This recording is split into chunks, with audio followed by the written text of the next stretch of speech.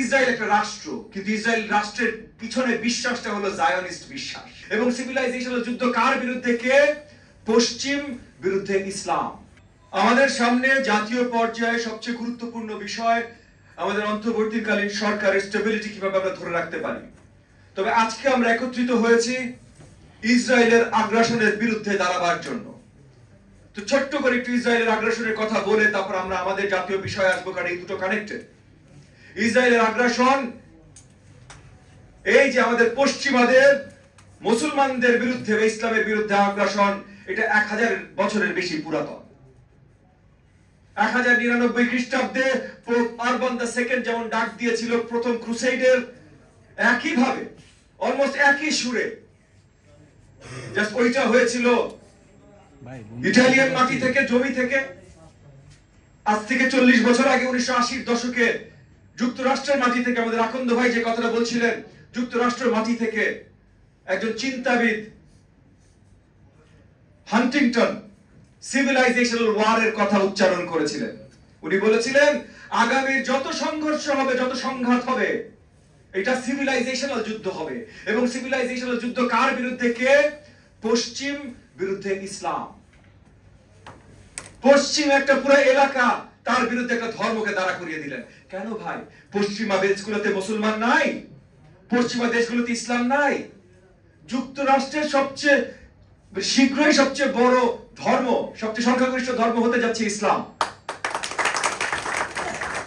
তাহলে কোন চিন্তায়, কি ভেবে আপনারা পশ্চিম বিরুদ্ধে ইসলামকে দাঁড়া করাইতে চান? এটা কখনো হয় না, এটা কখনো হবে না।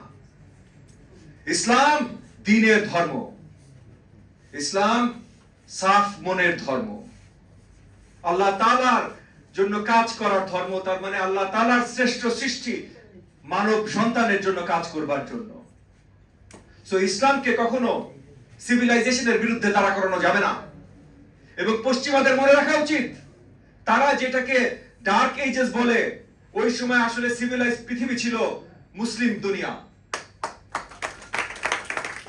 আজকে যত বিজ্ঞান, যত অঙ্ক, যত সাহিত্য রচনা পশ্চিমা বিশ্বে হয়, যদি 700 খ্রিস্টাব্দ থেকে 1200 খ্রিস্টাব্দ মুসলিম সিভিলাইজেশন না থাকতো, এগুলা কিচ্ছু থাকতো না। সো আজকে যত বিজ্ঞান আছে, এটার সৃষ্টির শুরু ইসরায়েল একটা রাষ্ট্র, কিন্তু ইসরায়েল রাষ্ট্রের পিছনে বিশ্বাসটা হলো জায়নিস্ট বিশ্বাস।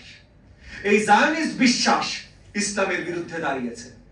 এবং এই জায়নিস্ট বিশ্বাসের সাথে অনেক জায়গায় একগ্রতা প্রকাশ করা শুরু করেছে অনেকগুলো দেশের অনেক রাজনৈতিক চিন্তা। তার মধ্যে সবচেয়ে দুঃখজনক এবং আমাদের জন্য সবচেয়ে আশঙ্কাজনক হলো আমাদের প্রতিবেশী দেশে হিন্দুত্বের যে চিন্তা, যেটা ধারণ করে এখন তাদের রাষ্ট্রীয় ক্ষমতায় যে রাজনৈতিক দল আছে, ভারতীয় জনতা পার্টি, বিজেপি। তো জায়নিজম আর বিজেপির চিন্তার ভেতরে খুব বেশি আকাশ পাতাল ফারাক নাই। বিশ্ব মুসলমানদের একত্রিত হতে হবে এই জায়নিজমের বিরুদ্ধে দাঁড়াবার জন্য এবং এই হিন্দুত্বের বিরুদ্ধে দাঁড়ানোর জন্য। আমি আবার পরিষ্কার করছি, ভারত কিন্তু কখনো আমাদের শত্রু না, আমাদের চতুর্দিকে ভারত। আমি জানি অনেকে বলে 3 দিকে, কিন্তু সমুদ্রতেও কিন্তু ভারত আমাদেরকে ঘিরে আছে। আমাদের চতুর্দিকে ভারত, আমাদের সবচেয়ে বেশি বাণিজ্য ভারতের সাথে, আমাদের সবচেয়ে বেশি ডিপেন্ডেন্স ভারতের উপরে। ভারতের সাথে আমরা সুসম্পর্ক চাই ভাই।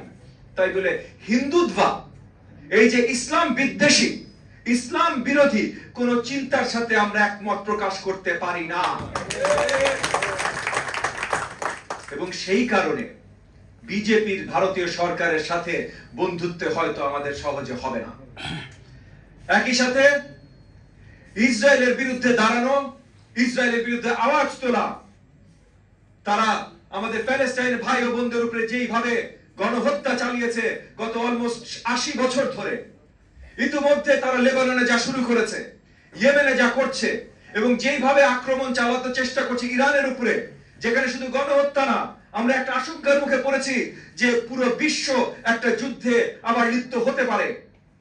এইখান থেকে আমরা দাবি জানাই ইসরায়েলকে সরিয়ে নিয়ে আসার জন্য বিশ্বের বাকি সব শক্তিশালী দেশগুলো যেন কাজ করে। কারণ আজকে ইসরায়েল কিন্তু নিজ শক্তিতে এগুলো করছে না। ইসরায়েলের পিছে আসল শক্তি যুক্তরাষ্ট্রের শক্তি। বিশ্বের সবচেয়ে বড় মিলিটারি মাইট যুক্তরাষ্ট্র, তারা ইসরায়েলকে শক্তিশালী রেখেছে বলে আজকে ইসরায়েলের শক্তি আছে। কিন্তু যুক্তরাষ্ট্র ভুলে গেলে চলবে না ভাই, যে এইভাবে যদি আপনারা ইসরায়েলকে সাপোর্ট করতে থাকেন তাহলে এইটা মধ্যপ্রাচ্যে তো পিস আসতে দিবেই না, পুরো বিশ্বকে সংঘাতের দিকে এগিয়ে নিয়ে যাবে। এবং এইটা যদি হয় তাহলে শুধু ইসরায়েলের ভবিষ্যৎ আপনার আশঙ্কাজনক না, পুরো বিশ্বের ভবিষ্যৎ আশঙ্কাজনক।